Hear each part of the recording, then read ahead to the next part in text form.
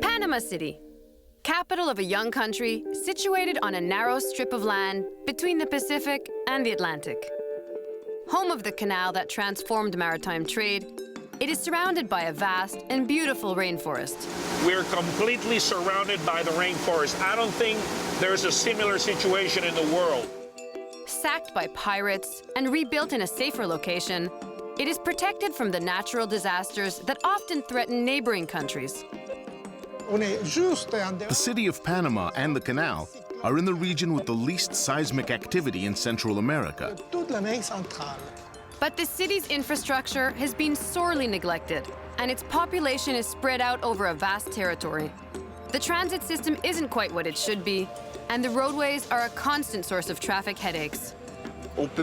So you can spend more than 2 hours, 3 hours, sometimes 4 hours a day in transit. It's crazy. Climate and opportunity, however, have both contributed to making Panama a top retirement destination.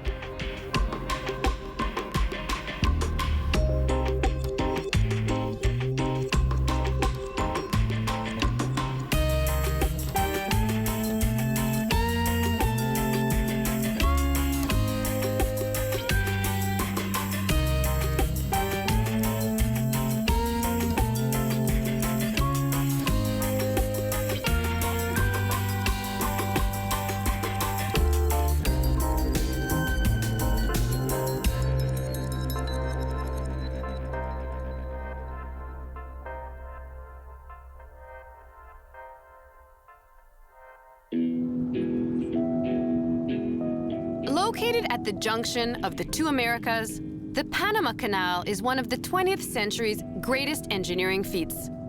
It has revolutionized international trade. Work began in 1882 and was finished in 1914. It was actually the largest transformation of a natural environment on the planet, and it transformed maritime trade. We finally managed to open the artificial strait we had been trying to dig for 5 centuries, joining the Atlantic to the Pacific.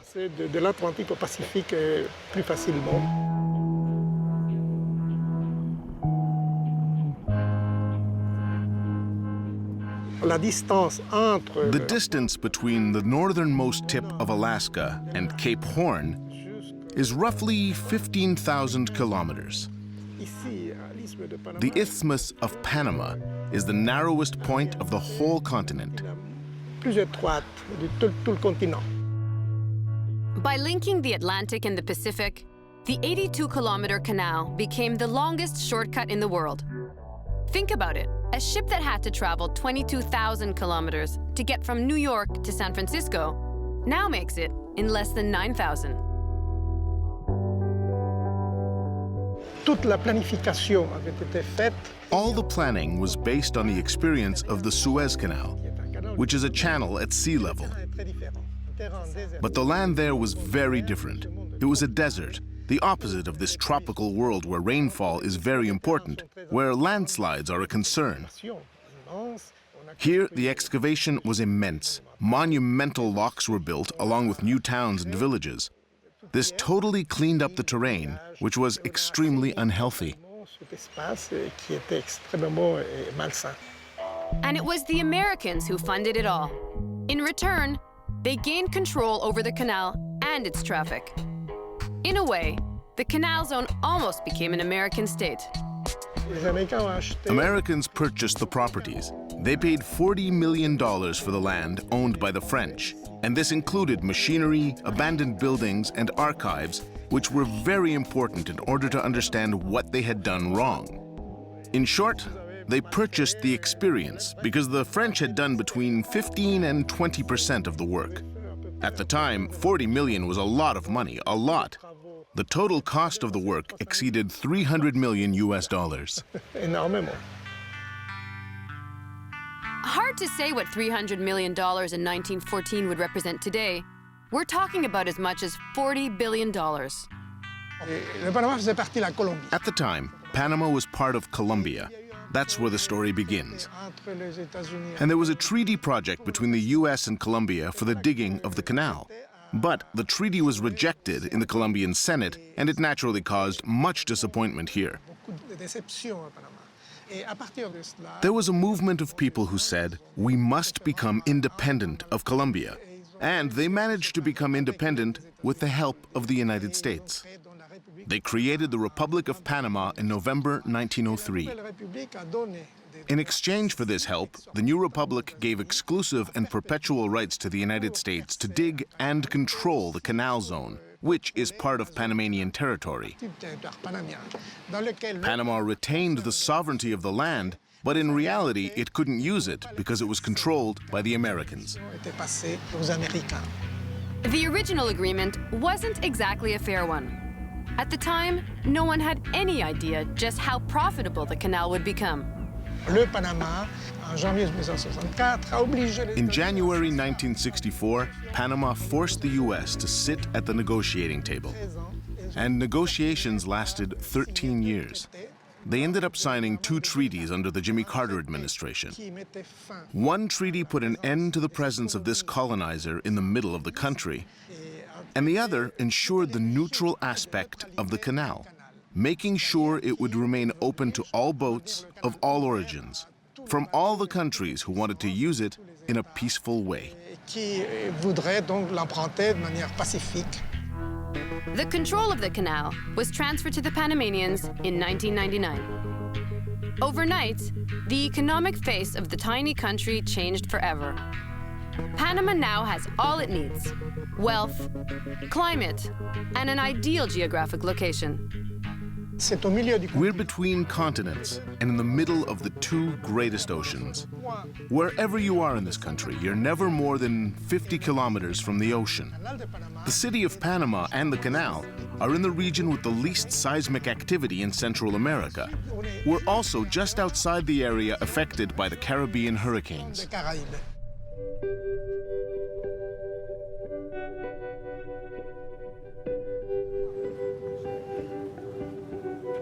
Over 100 years ago, all of these were just mountains. Because they couldn't cut down the mountains and put them to be at ocean level, they created lakes. I'm going to use my shoulder as an example. Both oceans, they have the same level. The canal was built 26 meters above the 2 oceans. Because they couldn't bring down the mountains and put them to be at ocean level, they created lakes here. And what you need to get into that lake? Locks.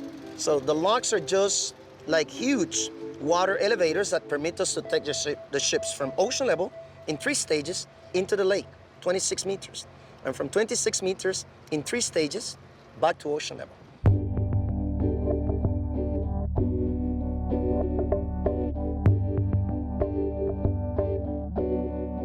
How many boats go through the canal daily now? Daily, we're moving around 35 to 40 boats per day. Yearly, we're handling over 14,000 ships. And on average, how much does it cost for the passage? An average ship pays over $100,000. The highest has been paid by a cruise ship named Norwegian Pearl, over $419,000. The lowest was paid by a guy that swam through the canal. I heard about that. Richard Halliburton in 1928. They measured him, he was 1 meter 65 centimeters. They weigh him, he was 65 kilos. So according to his weight and height, they charge him 36 cents. But even at $400,000, the shipping companies remain profitable. The savings in time and fuel are simply astronomical. The issue now is that many ships have surpassed the canal's size limits, known as Panamax. This is a Panamax. So he has 32 meters and a half. The locks has 33 meters and a half. So he will be going through the locks with half a meter clearance on either side of the wall. So any ship wider than this would just use the new set of locks, which is a new set of locks is built for ships named post-Panamax, which they're bigger, wider than the one that can come through the Panama Canal right now, like this.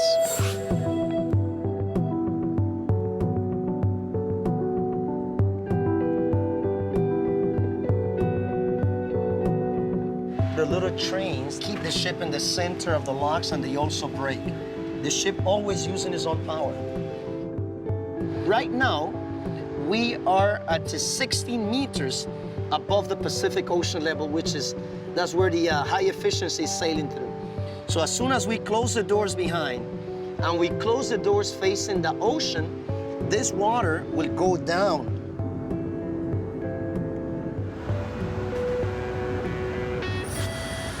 Every time a ship goes through the canal, we're putting out into the ocean, we're spilling into the ocean 200 million liters of fresh water, 52 million gallons.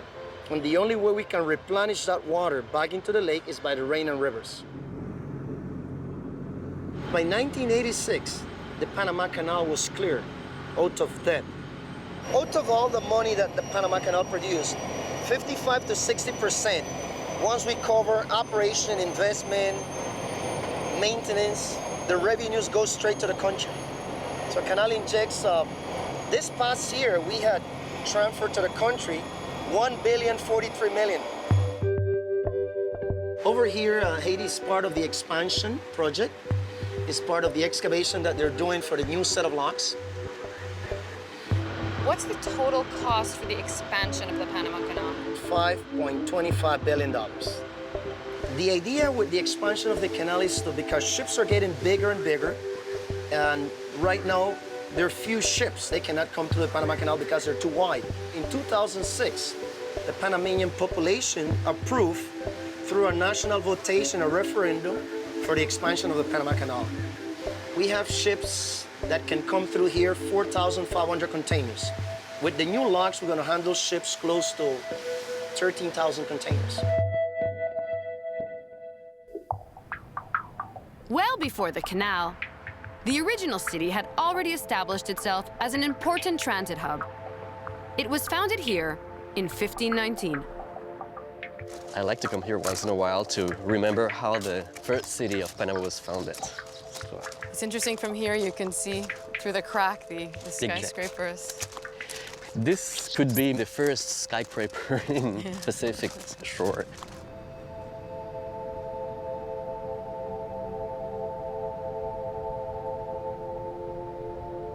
This funny structure was the main observatory of the city. You have a 360 degrees view of the whole site, so any thread could be seen from afar.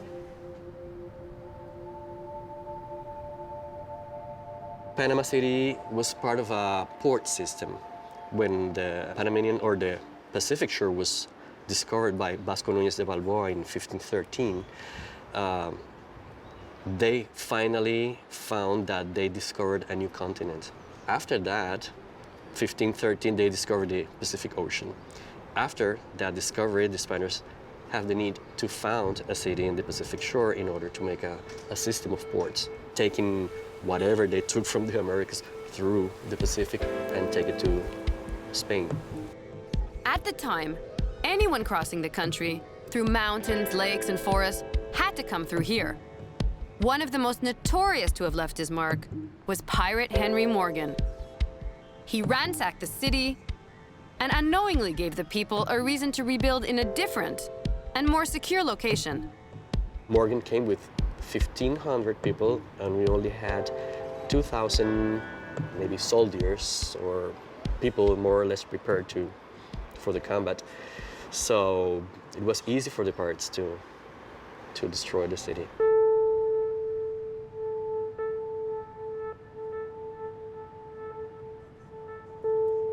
After the city was sacked by Henry Morgan, why didn't they rebuild here?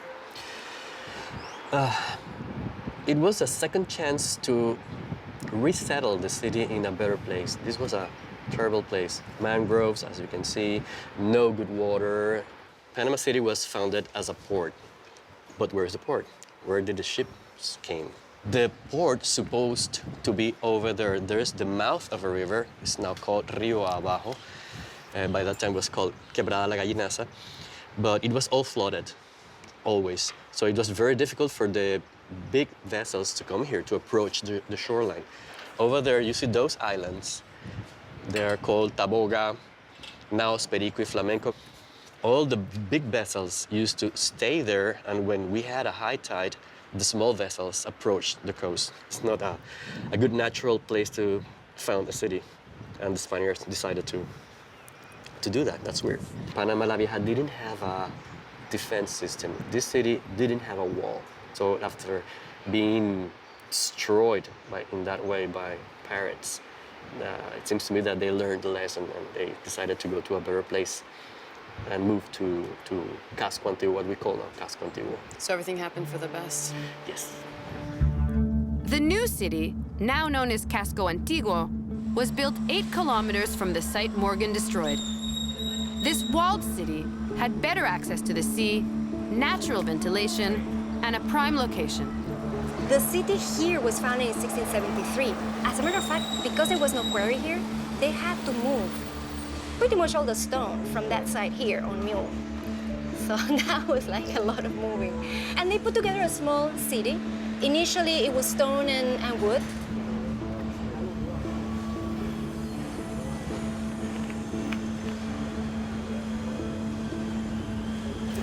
Throughout time, the history of the inside walls, they had 3 big fires. Fires that would basically consume up to 90% of the buildings here. The only things that didn't burn were those that were with stone, churches, the main buildings. So people at some point, they really got into panicking. So they lived outside in Santa Ana, they opened the wall, they started building with other materials. But what that allowed was to create new styles. So for example, a lot of people came to Panama for the gold rush. Those people brought their cultures with them. So there was a period that was built with that influence. For example, you can see here is an Art Deco building in the middle of a colonial city. The French attempt to build a canal.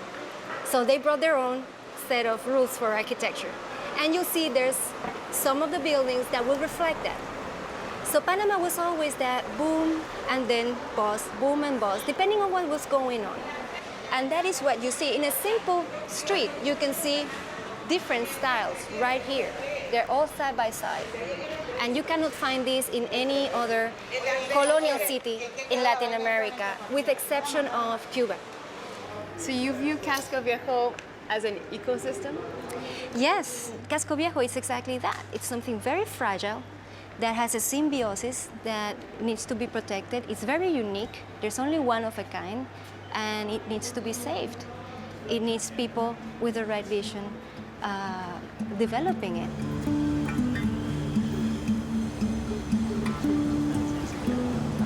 Well, let me show you how real estate works in Casco Viejo. You can see pretty much all the stages in just one street. To your right, you will see a building under construction. You see the old stone being restored. On this side, what you're seeing is a more Caribbean style on the top and a more formal style on the bottom, which is already a mix. And on this side, what you can see are different commercial spaces. Those commercial spaces are run by locals. This is what we want to keep mixed, right side by side with luxury apartments. It seems like there is a lot left to restore here. You should have been here 10 years ago. What was it like then? Oh, interesting. I would say interesting. Definitely raw. For example, in 2005, Casco Viejo got its first hotel, which is this one. This was designated a UNESCO site in 97, 98. And since then, there was only one company restoring, maybe a couple of individuals. 2004, 2005, a little bit more developers come in, we came in, and then there starts a push towards doing it a little bit more organized, like not massive because you cannot go massive in Casco Viejo, but several buildings at the same time. So then you start having hotels, you start having restaurants, you start having a critical mass. So all of it is very recent. Are a lot of Panamanians coming back to live here in Casco Viejo? My father is from Casco Viejo. In the 50s, 60s, people were in love with the car. Nobody wanted to live here because these streets were not made for cars. So everybody moved out. Since this was designated a UNESCO World Heritage Site, then there was an interest, both from Panamanians and foreigners, to restore the area. So slowly, this has been gathering restored places, interesting places to go. It's become trendy. It's become trendy. My dad left Casco Viejo, went to Europe, married an Italian, came back, but by the time he came back, Casco Viejo was already destroyed. In the 80s, it really touched bottom. So he said, I'm not going there. I'm not raising my kids there. And now that I'm here, bringing back his past, my roots, for him is hysterical. Now he's my #1 fan, and he brings everybody, all my cousins. Now they are rediscovering, and they're telling me, I used to live in that building. You know who lived in that building? And all this real Panama from way back when is coming on, and it's being weaved in the details of the things that we rescue in order to restore the house. In addition to rebuilding their city, residents have a new challenge, that of stopping the construction of a coastal highway that would separate them from the ocean. They went through the process of creating a tunnel, which works. They bidded it, they awarded it, but now they want to do something else. And we're like, no, you already signed a contract for a tunnel. That would have saved the historical integrity of Casco Viejo. Yes, and everybody supported the tunnel. Everybody supported the tunnel. We really don't understand what are the motivations behind changing something that doesn't affect patrimony, achieves what they want to, because they do create that connection. Anybody that knows about urbanism, look at them and it's like, oh my God, why on earth would you build a bridge around a beautiful peninsula like this? And cut it off from the water. And cut it off from the water, it's insane. Would you lose the status of World Heritage Site? The threat is real. They have already said it in writing that this project is very harmful to what they call the historic marine surroundings, which are the reason itself on why Casco Viejo is here and not in Paitilla, for example, you know. A lot of people now are rediscovering it, and they are seeing the work that we've done. They're enjoying it. They're coming back with their parents, with their friends, with everybody. And now they're thinking, why would anybody attempt to destroy it when it's going so well? Panama has become one of the world's most popular retirement destinations. The low cost of living has something to do with it, but it also seems that business opportunities are around every corner. Nowhere else do you get this combination of things that makes life so pleasant and so convenient. So there are other countries that are warmer or cheaper, but I think when you put everything together, what makes Panama exciting is the overall value. There are people who are either looking for somewhere to retire, and in some cases they're just young people who want to go somewhere where it's easy to be an entrepreneur, or just make a change, live somewhere warm for a while, check it out. So you can basically step off the plane and set up your own business here. It's almost that easy. I know it sounds laughably simple, but it really is, yeah.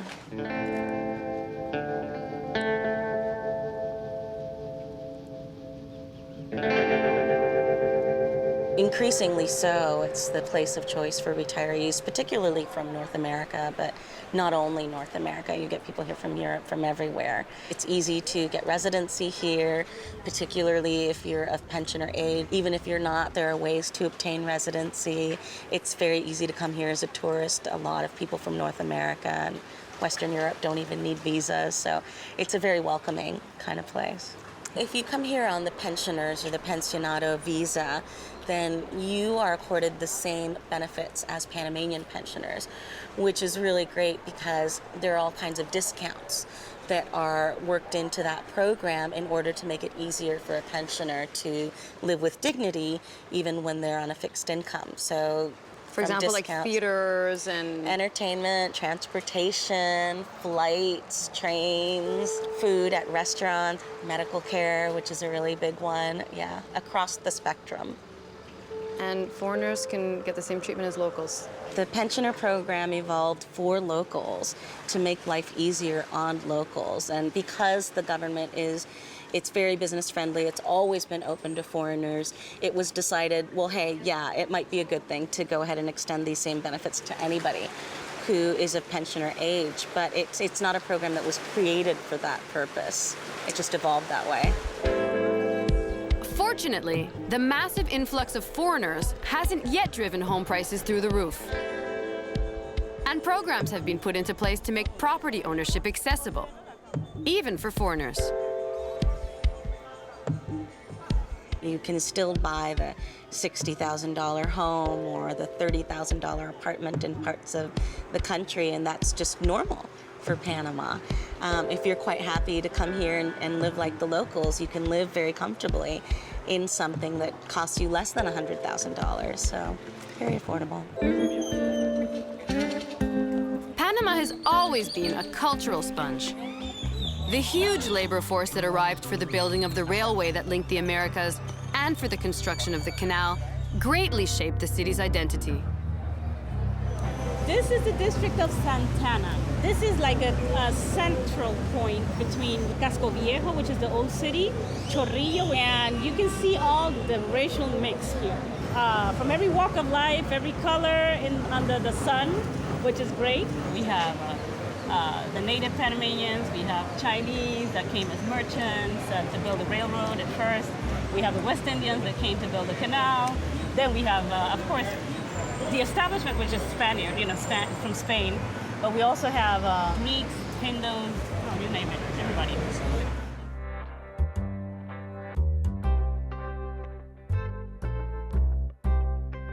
When people arrived originally, it was for the construction of the canal? Yeah. Well, first the railroad. The railroad was constructed first, then the canal. They recruited people from all over the area, from the Antilles, West Indies. Even South America, but mostly from the Antilles because those people were black and they're strong people. So you have both. You have people that have skills and they have the strength. So that was important. And now it's a great mix. There are black Chinese. And, a Chinese person speaking Spanish or a black person speaking Spanish, but that's just part of the racial mix and part of the reality here.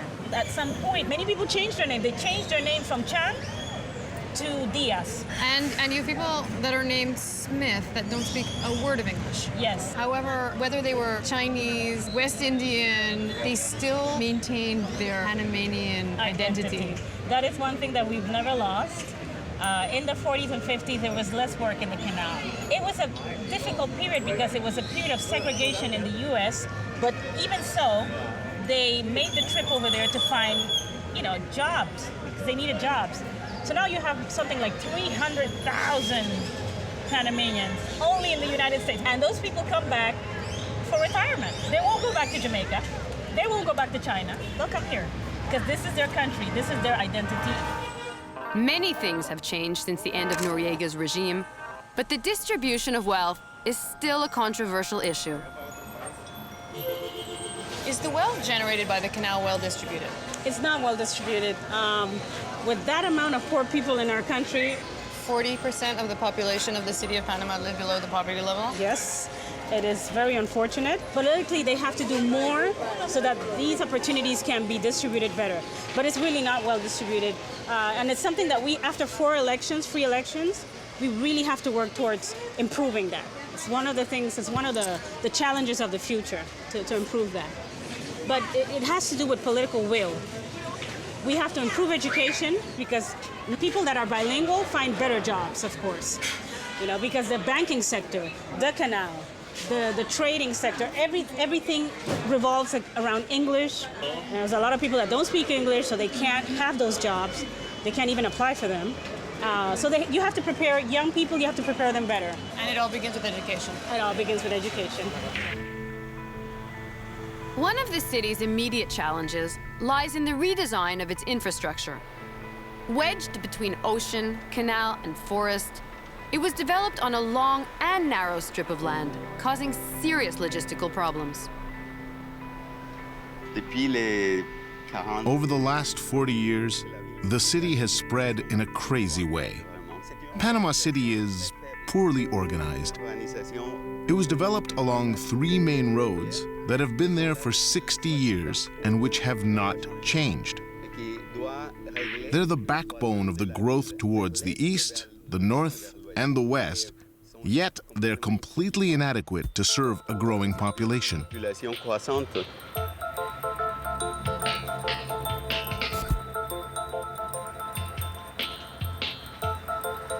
On doit investir lourdement du point de vue de l'infrastructure, tout l'assainissement des quartiers aux alentours.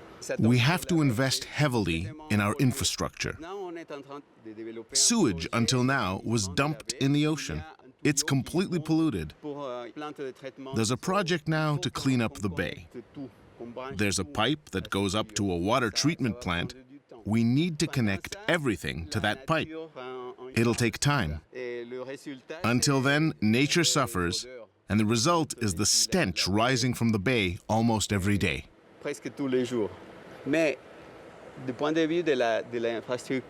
Investments must be made in every neighborhood because the streets are completely inadequate for the amount of cars. This is a city that has a lot of green everywhere, but in the middle of the city, public space is a rare thing. Before the subway is completed, we'll have to work on the pedestrian aspects. It's amazing that a city in development has completely forgotten about pedestrians and public spaces.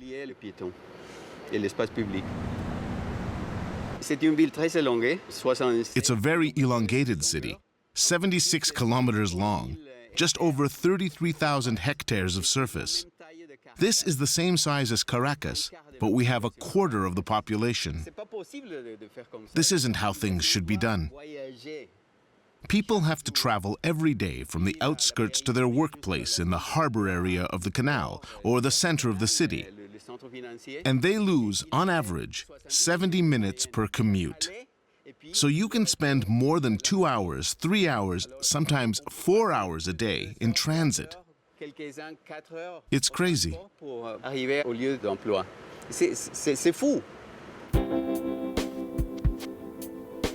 Panama's population sprawl has become somewhat unmanageable. And the lack of a cohesive transit system complicates local travel. Yet skyscrapers pop up by the dozen. If you look at Punta Pacifica, it'll be even harder to understand. As you see, most buildings here were built at a time when we tried to motivate real estate investment. So all rules were abolished. Zoning regulations, maximum building heights, construction control, and now people can build all that the technology allows and be exempt from property tax on all of that.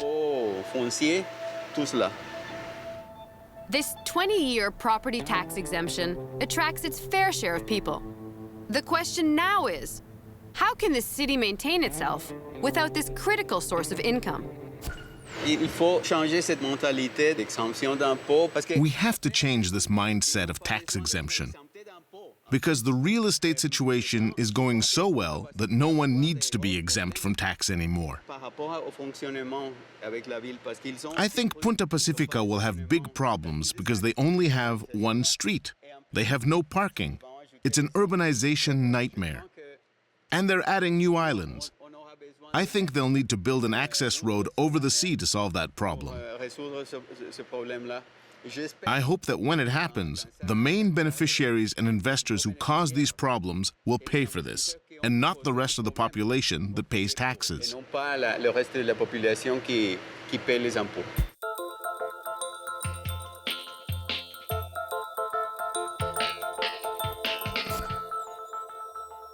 You see the building that's different from the others? That's the Trump Tower, which is an apartment hotel. But, as you see, it's amazing because it was designed to be viewed as a kind of sculpture. But you can only see a small part of it. And the land that sits in front of the hotel will be built on, possibly another apartment tower. So we'll see nothing at all.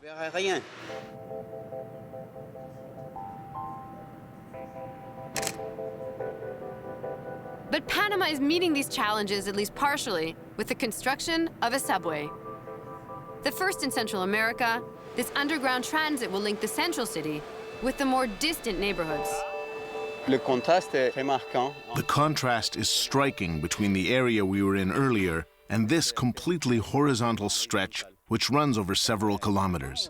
The subway will arrive there. That's a shopping mall, and that's the end of subway line number 1. It's going to give more importance to the place, and investors are trying to put more people around this first subway line. This is what we want to see along the line. Much more density, more buildings, and a mix of activities. For now, we can see it's mostly residential. This is a problem because the city is completely split between a downtown with everything and a periphery that has only houses. Behind and around this exploding metropolis sits one of the most impressive and well-protected rainforests in the world. Just a few kilometers from the center, we witness the riches of its ecosystem in the water surrounding the canal. You know, it's very interesting. You know, one of the things that you do here in the Chagres River is that you can see both ocean birds and forest birds. I heard there are more species of birds here than in all of North America. Is that true? Well, all of North America, give or take 700 species.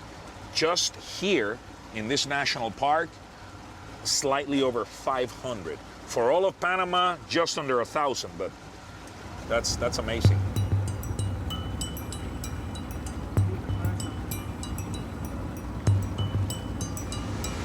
So basically, the city of Panama is in the middle of a rainforest. We're completely surrounded by the rainforest. I don't think there's a similar situation in the world where a modern huge city like Panama City, within a 10-minute drive, you can access forests that have monkeys, that have 300 plus species of birds.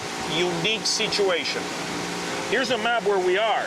See, here's where the Chagres comes right into the canal. So we just crossed under this bridge here. And we're gonna go somewhere right here.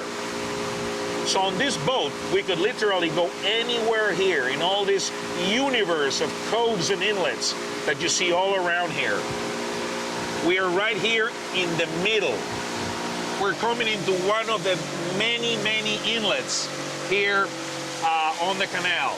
You know, one of the wonderful things, and we need this to preserve all this, is that towns or human settlements are not allowed to exist on the immediate shores of the canal. You know, because if you allow that, immediately people start cutting the forest, and you want an intact forest cover all along the canal. So the government protects the surrounding areas because it's crucial to the existence of the canal. You know, it's one of the few cases where a major industrial facility like the Panama Canal and conservation of nature go hand in hand. One depends on the other. If you did not have all this forest around here, the canal will not be able to operate. And if the canal hadn't been built here, all these forests would have been wiped out for whatever reason, being so close to Panama City. So it's a perfect symbiotic relationship between the operation of the canal and the conservation of nature around it. So water is never in shortage in Panama, because even right now, when it's the dry season, you have all the water needed for the operation in all of that greenery that you see. The tropical rainforest retains an enormous amount of water in all the different plant structures. Look at this huge ceiba tree that we have in front, and look at all the things that are attached to the branches, see? Those are epiphytes. And all of those plants are designed to retain water. So even if there's no rain falling, all that water is slowly coming into the lake. That's why they've created all these national parks. There's many national parks protecting. I mean, it's almost close to 500,000 hectares of forest around the Panama Canal to guarantee water, 52 million gallons times 40. And you have to remember that that humongous number, 20% of that evaporates every day with the sun.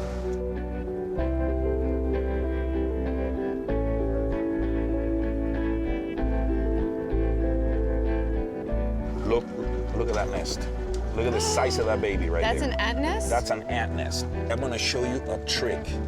Just in case one day you're lost in the jungle and you have to sleep out here like right there, and you don't want anything crawling next to you in the middle of the night, right? Okay, so I'm gonna show you a trick. Okay. Watch this. This is a nest of Aztec ants. Watch this.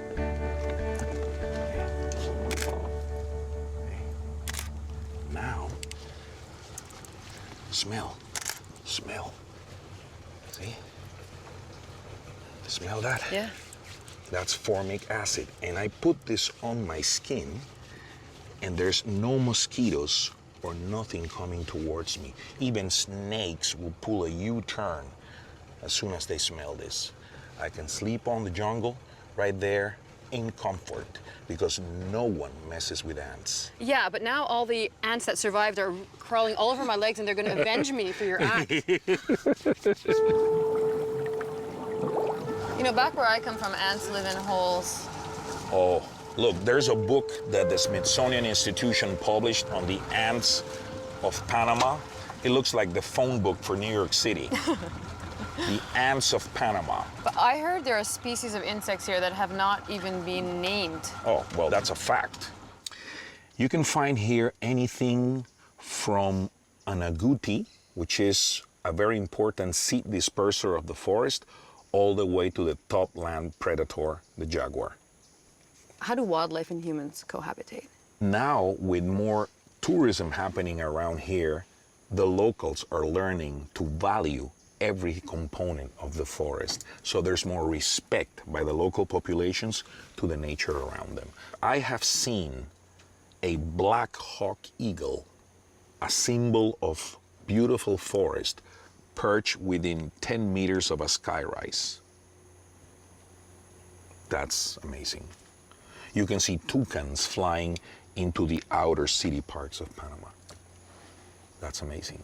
When you travel to remote areas within Panama or in other Latin American countries, and you go, say, for example, to an indigenous village, the forest right around the indigenous village suffers from hunting by the local inhabitants of the village. That's not the case here. You know, people in Panama have supermarkets, right? So they don't have to come and hunt here. If a visitor asks me, where can I see monkeys? Do I have to go really far into the Darien jungle? No. For example, Metropolitan Nature Park, you have there howler monkeys, you have there red-naped tamarins, you have 2 species of toucans. I mean, altogether over 300 plus species of birds because the pressure is minimal. You can put it this way. Metropolitan Nature Park is between the major bulk of Panama City and Panama's largest shopping mall. And you have this amazing nature park in between those two centers of human population. That's unique. The Panamanian forest is so rich in diversity that it is studied by scientists throughout the world. This crane provides a rare glimpse of the upper layers of this green carpet. Well, we're gonna go basically about maybe 90 feet here, just above the canopy. That'll allow us to appreciate the point of contact between the upper layer of the trees and the sky. That's canopy. And as you know, it is probably the least known of all parts of rainforest ecology because of the lack of access into these kind of areas. We are going high. Oh, we're gonna go watch now. We're gonna be able to see not only the forest, but a beautiful view of the city. Look at that. Now, say for example, I'm collecting a trap that I left here to see what kind of insects live here. I can just come, see, and touch a leaf that has never been touched by a human. Right here, look, right here, look, right here. Oh, yeah. Right here. There's an average of maybe 6 to 7 sloths per hectare of forest. So there's quite a few, but sometimes they're not visible because they're hunched and hiding, you know, like in clusters of branches. But see, this shows you what a wonderful way of seeing all these animals. See, that sloth never imagined he was gonna have you watch him eye to eye. With globalization, maritime trade is booming. It seems like Panama's future is tied to the increasing profits of its famous canal. Central America's new rich city is a warm and inviting hub of diversity. But how long can it maintain its affordable cost of living? For now, it is a dynamic and open city, ready to meet the challenges of the future.